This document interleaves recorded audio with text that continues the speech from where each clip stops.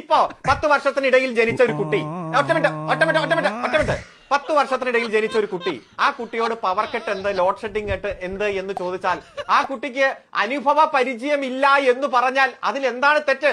ഇപ്പൊ അത് ശരിയാണ്. എങ്ങനെയാണ് ശരിയാവുന്ന അറിയോ?